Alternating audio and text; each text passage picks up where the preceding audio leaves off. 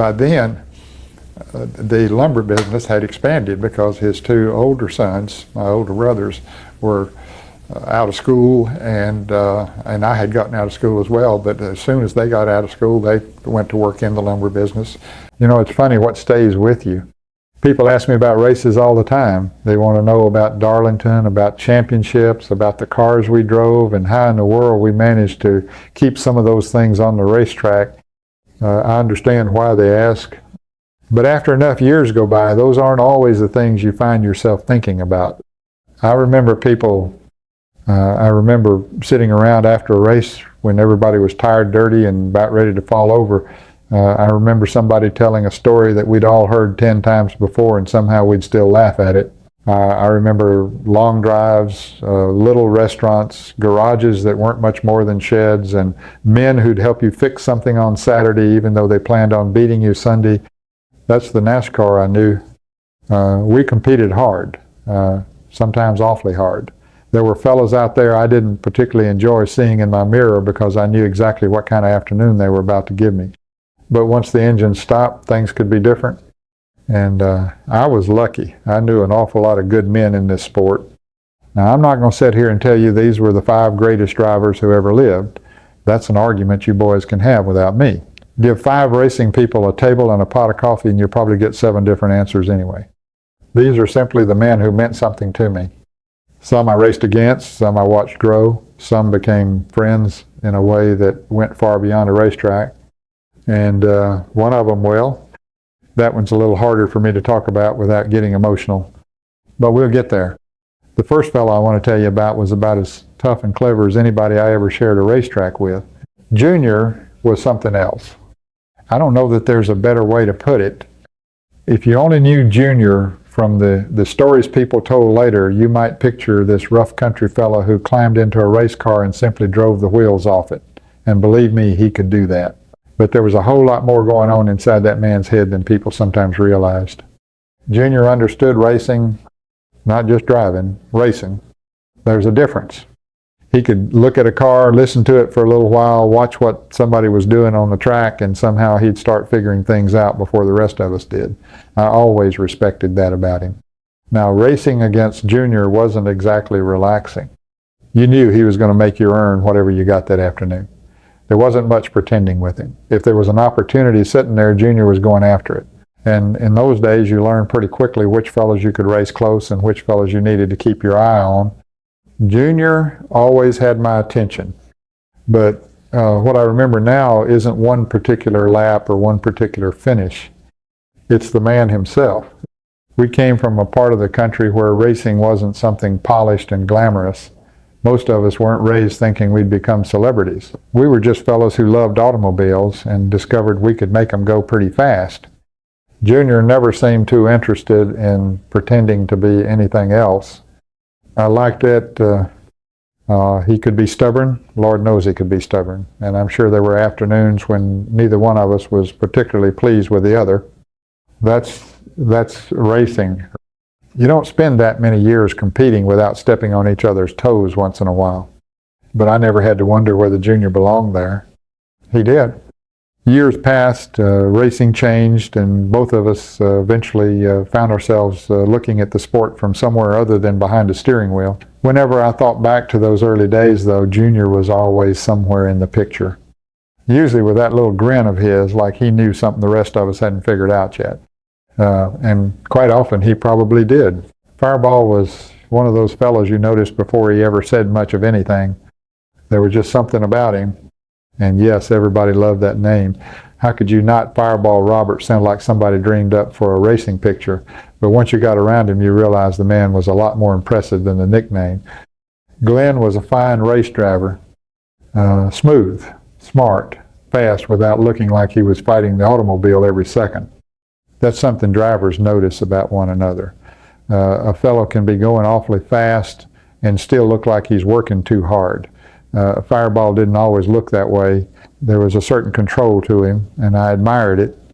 We raced in a time when you understood the danger, but you tried not to sit around talking about it. You couldn't. If you'd spent every Sunday morning thinking about what might happen that afternoon, you'd probably have never climbed through the window. So we'd joke, we'd talk about the cars, we'd complain about something, we'd carry on like everything was perfectly normal. Fireball was part of that world. Then came Charlotte in 1964. I still don't enjoy thinking about it. His crash was terrible, and the burns he suffered eventually took him from us. When something like that happens to a man you've raced beside, it changes the way certain memories feel. Suddenly you aren't remembering a name from an old result sheet. You're remembering his face. You're remembering conversations. You're remembering seeing his car somewhere beside yours. That's the part people sometimes miss when they look back at old racing. Those weren't characters to us. They were our friends. Fireball's death hurt a lot of people, and it hurt racing. But I never wanted the way he died to become the only thing people remembered about him. He was too good for that. When I think about Fireball, I prefer to remember the fellow before Charlotte, the driver who could make speed look natural, the man with that unforgettable name who didn't need the nickname to make people respect him. There are some people you lose, and even after many years, you still catch yourself wishing you'd had just a little more time with them. Fireball was one of those people for me. David never needed to make much noise. That was one of the things I liked about him. Some fellows walked into a garage and you knew immediately they were there. David could stand off to the side, hardly say a word, and if you weren't paying attention, you might think he wasn't studying anything. He was studying everything. I raced against David when he was still becoming the driver. Everybody later came to know. Even then, you could see it. He had patience. He didn't seem interested in proving how fast he was every single lap. He'd let a race come to him. That could fool you. You'd be running along thinking you had things pretty well under control, and then somewhere late in the afternoon there was Pearson. I used to admire that because I wasn't always built quite the same way. I liked knowing where I stood. David could make you wonder whether he'd been showing you everything he had. Usually he hadn't. But away from the track, there wasn't much show about him. David was just David. Quiet, dry, sense of humor, country boy, and comfortable being exactly who he was. I understood people like that. We came from an era when most drivers didn't arrive with publicists and people telling them what to say. You hauled your car, you raced it, and if somebody stuck a microphone in your face afterward, you answered the question the best way you knew how. David never seemed interested in becoming bigger than the racing. And Lord, could that man race?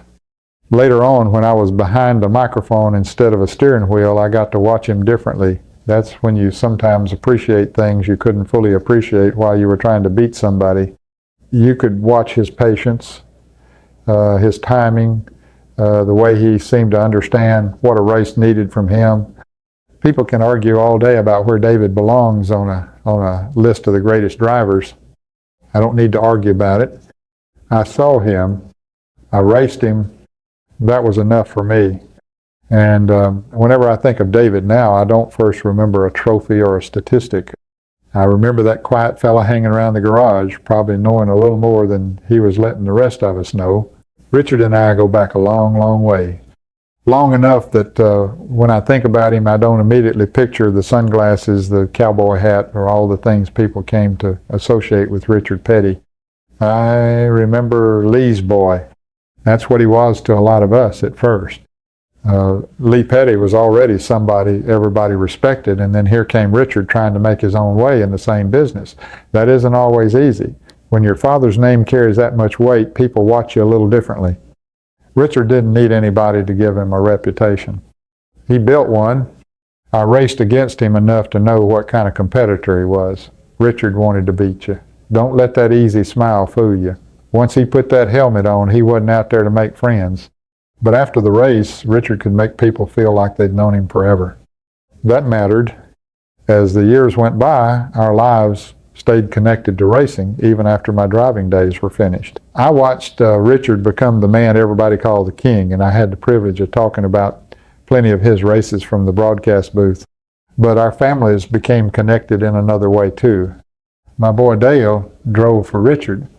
I suppose that's when my feelings about Richard became more personal.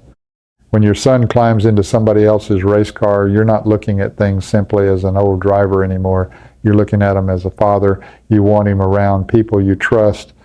I trusted Richard, and I trusted the Pettys. Dale's time driving the number 44 didn't turn out the way any of us hoped competitively, Racing can do that. You can have good people, good intentions, and still not get the results everybody wants. But that never erased the respect. That's important to me. Richard and I spent a lifetime watching this sport change around us. Tracks changed, cars changed, drivers came and went. NASCAR grew into something we could hardly have imagined when we were young men. Yet, whenever I saw Richard, there was still a little piece of those old days standing there. Two Carolina boys who somehow got to grow old in a sport that didn't always give everybody that chance. I don't take that for granted. Dale's different. I can sit here and talk about Junior or Fireball or David or Richard as a race driver.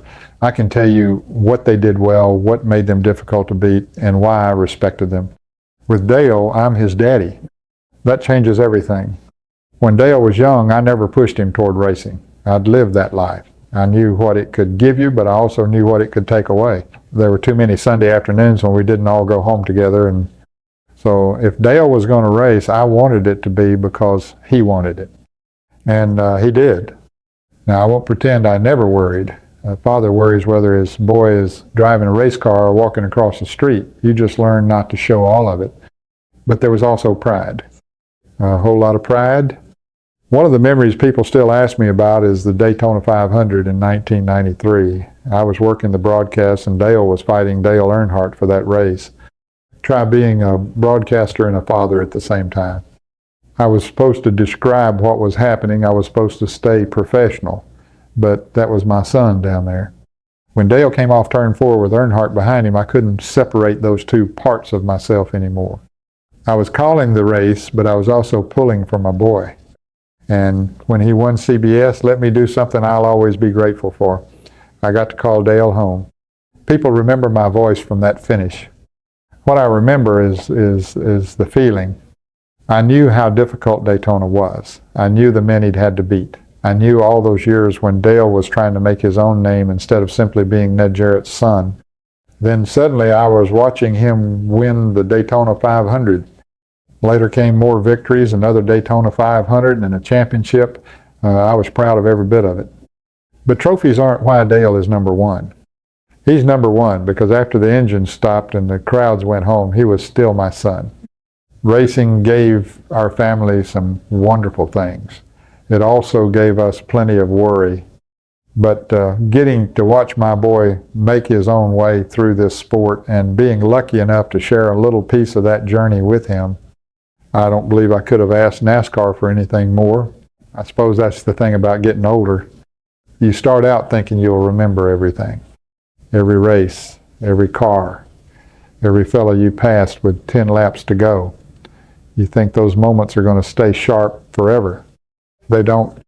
Some of them fade. But people have a funny way of staying with you. I can still picture Junior standing around with that look on his face like he'd already figured out something the rest of us were going to discover tomorrow. I can still remember Fireball before that terrible day at Charlotte. I can see David hanging back quiet as ever, never needing to tell anybody how good he was. And Richard, Richard and I were fortunate enough to watch this little southern sport become something neither one of us could have imagined when we started. Then there's Dale. That's where racing and family became the same story for me. I've had people ask whether I miss driving. Of course I do sometimes. Anybody who tells you he can spend years racing automobiles and never miss it probably wasn't in love with it to begin with. But I don't wish I could go back. That's different. I'm grateful I was there. I'm grateful for the dusty little tracks, the long nights, the cars that rattled your teeth, and all those Sundays when we didn't know exactly what we were building. Mostly I'm grateful for the people. We weren't perfect. We argued. We got mad. We raced each other harder than we probably needed to sometimes. But we shared something, and all these years later, that's what matters to me. Not who had the most trophies sitting on a shelf. Not who won an argument about who was the greatest. Just the people you were lucky enough to know along the way. I knew some mighty good ones, and I wouldn't trade those memories for anything.